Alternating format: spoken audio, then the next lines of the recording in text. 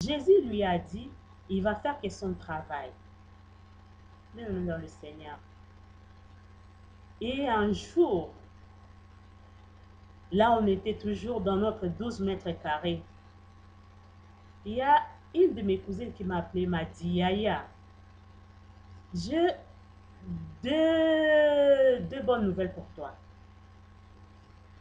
Il y a un F3, un pavillon F3 à Chelles et il y a un F2 à Paris. C'est à toi de te décider lequel tu veux.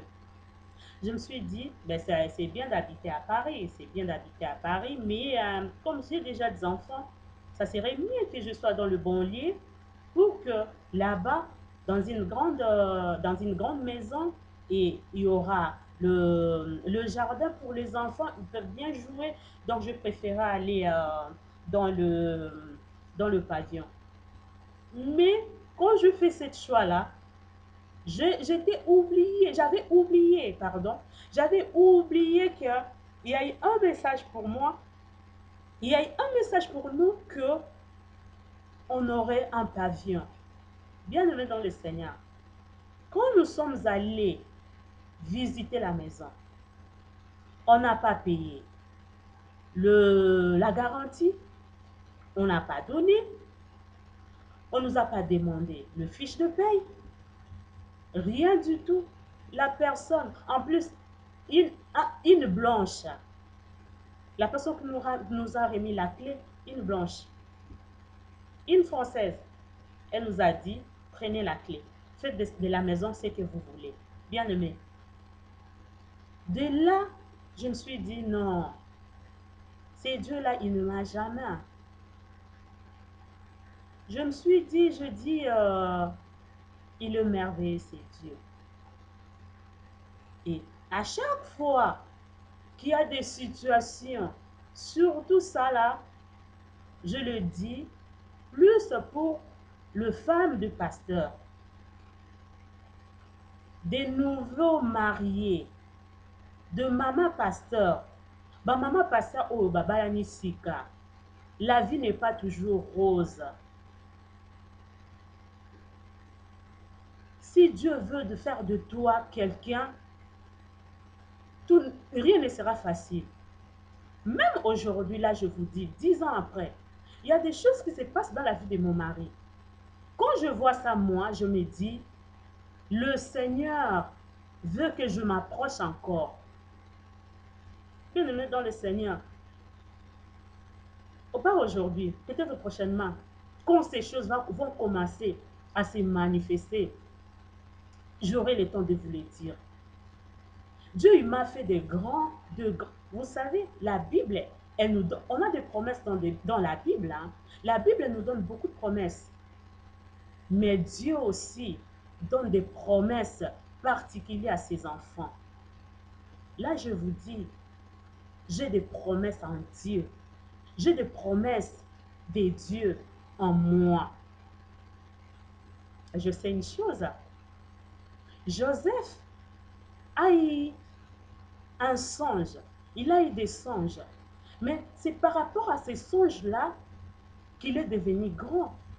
C'est par rapport à ces songes-là qu'il est devenu Premier ministre en Égypte. Je crois. Je crois à ce que Dieu m'a dit. Pas aujourd'hui, mais je crois à ça. Je crois à ça. Que demain, je serai Joseph. Que demain, il y aura des grandes choses qui vont se passer. Tout ça là, pourquoi? Vous savez, bien aimé, parce que mon esprit était pauvre et il fallait enrichir mon esprit. Il fallait enrichir mon esprit. Comment enrichir ton esprit? S'approcher de l'Éternel, s'approcher devant la face de Jésus-Christ. Et de là, tu vas la rencontrer. Il sera là. Il va se manifester. La Bible dit, cherchez l'Éternel pendant qu'il se trouve. Aujourd'hui, on lit l'histoire de Joseph. Pourquoi? Parce que Joseph a vu ce rêve se réaliser. Il était pauvre, Joseph, mais il est devenu grand. Je le sais. Demain, la gloire de Dieu va se manifester. La gloire de Dieu va se manifester.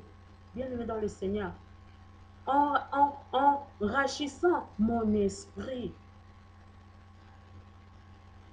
ça me conduit vers la vérité. Ça me conduit vers la crainte de l'Éternel. Ça me conduit vers l'obéissance de la parole. Oui, je sais que je suis humain. Je ne dirais pas que je ne pêche pas. Non. Si je dis ça, je suis une menteuse. Mais la grâce de Dieu est sur moi. Bien-aimé dans le Seigneur, c'est pour cela aujourd'hui, je t'ai dit, toi qui m'écoutes en ces moments, je t'ai dit,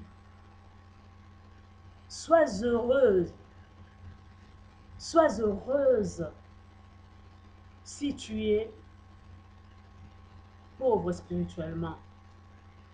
Parce que Dieu, parce que Jésus-Christ va t'enrichir de sa promesse, va t'enrichir de sa bénédiction, va t'enrichir de, euh, de sa bénédiction. Moi aujourd'hui, je suis heureuse et que Dieu me fasse grâce pour que demain, comme dit la Bible, pour que demain, car la Bible dit, car le royaume des cieux est à eux, pour que demain, que le royaume des cieux soit à moi. Bien-aimé, si tu n'es pas pauvre en esprit, comment tu pourrais pas, tu ne peux pas chercher Dieu. Quelqu'un qui est riche, quelqu'un qui a beaucoup d'argent. Oui, on a tendance, même si on en a beaucoup, de chercher encore plus. Mais si déjà tu es béni, peut-être que tu n'auras pas le temps de chercher le Seigneur. C'est pour cela, ceux qui sont pauvres, ils ont toujours tendance à aller chercher. Ceux qui sont pauvres, ils ont tendance à aller chercher. Parce que si tu restes sur la même place, rien ne va tomber. Hein? Rien ne va tomber. Le temps de manne cachée, c'est déjà passé. Tu restes sur place, tu ne fais rien. Non, rien ne pourra descendre pour toi. Rien ne pourra descendre pour toi. Tu restes sur la même place. Tu t'es dit, j'attends la bénédiction. Elle ne viendra pas. Elle ne viendra pas. Il faut que tu ailles chercher. Même la manne cachée, elle tombait sur les enfants d'Israël parce que ces enfants-là, ils marchaient. Le peuple de Dieu marchait avec Dieu. C'est pour cela qu'ils voyaient la manne cachée descendre dans leur vie. Je vous dis, si vous n'allez pas chercher la richesse spirituelle, il va pas venir vers vous. On cherche la richesse dans des prières. Quand tu vois que rien ne marche, approche-toi devant l'Éternel. Va le chercher. Il te dira pourquoi ça. Pourquoi la bénédiction ne vient pas. Quand tu vois que rien ne marche, approche-toi vers le Seigneur. Il te montrera, il te dira quoi faire. Bien-aimé dans le Seigneur, c'est vraiment merveilleux d'être pauvre spirituellement. Ça donne la force, le courage d'aller chercher. C'était ça, notre message d'aujourd'hui.